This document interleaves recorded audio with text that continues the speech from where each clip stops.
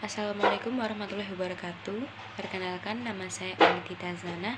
Saya dari kelas B Pendidikan Jasmani, NPM 192191066. Di sini saya akan menjelaskan tentang materi yang pertama, asumsi dasar program pendidikan jasmani. Kedua, karakter dari program pendidikan jasmani. Standar ruang lingkup dari pendidikan jasmani. Isi di dalam kurikulum pendidikan jasmani. Guna untuk memenuhi salah satu tugas mata kuliah telaah kurikulum. Pendidikan jasmani merupakan bagian integral dari sistem pendidikan secara keseluruhan yang memfokuskan pengembangan aspek kebugaran jasmani, keterampilan gerak, keterampilan berpikir, kritis, stabilitas emosional, keterampilan sosial, penalaran, dan tindak moral melalui aktivitas jasmani. Nah, kurikulum itu sendiri nampaknya terlalu abstrak untuk didefinisikan secara tegas dan jelas, sebab dalam kurikulum tersebut termasuk segala sesuatu yang direncanakan dan diterapkan oleh para guru, baik secara implisit atau eksplisit. Namun, secara sederhana, mungkin dapat dikatakan bahwa kurikulum pada dasarnya merupakan perencanaan dalam program jangka panjang tentang berbagai pengalaman belajar, model, tujuan, materi, metode, sumber, dan evaluasi pelajaran.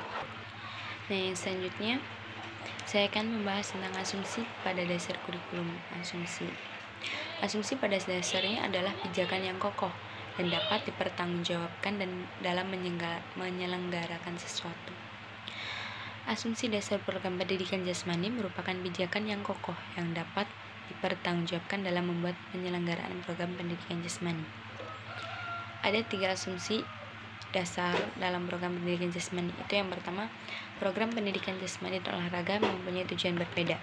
Maksudnya adalah program ini ditujukan untuk mereka yang betul-betul mempunyai keinginan atau tertarik untuk mengkhususkan diri pada salah satu atau beberapa cabang olahraga yang berkeinginan untuk memperbaiki kemampuannya agar dapat berkompetisi dengan orang lain. Nah, yang kedua yaitu anak-anak bukanlah miniatur orang dewasa. Maksudnya di sini adalah kemampuan, kebutuhan, perhatian, dan minat anak-anak berbeda dari kemampuan, kebutuhan, minat, dan perhatian dari orang dewasa. Oleh karena itu, sudah barang tentu kurang cocok apabila pembelajaran dikontasikan seperti menuangkan air dari gelas satu yang ke gelas yang lainnya. Jadi, para guru tidak cukup dengan memberikan program aktivitas jasmani atau olahraga untuk orang dewasa pada anak-anak. Jadi harus ada perbedaan seperti itu. Terus yang selanjutnya, anak-anak yang kita ajar sekarang bukan untuk dewasa sekarang. Jadi para pendidik mempunyai tantangan cukup besar dalam mempersiapkan anak didik di masa yang akan datang.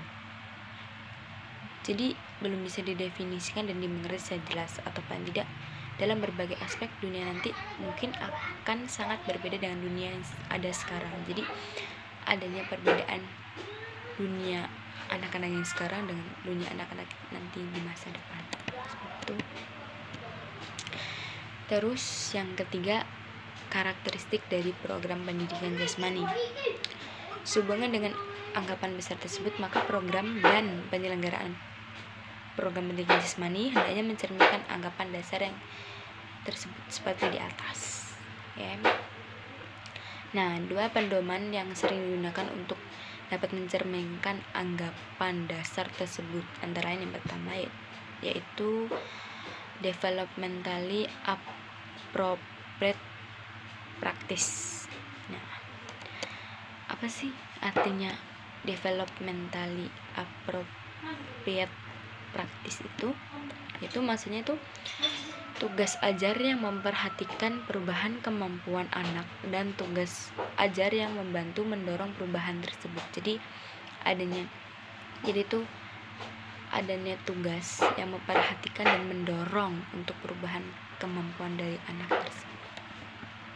Terus yang kedua, instructional appropriate praktis. Itu maksudnya tuh tugas ajar yang diketahui merupakan cara-cara pembelajaran yang paling baik. Jadi cara belajar tersebut berupa penelitian. Jadi itu kayak diberitahu cara pembelajaran itu seperti ini.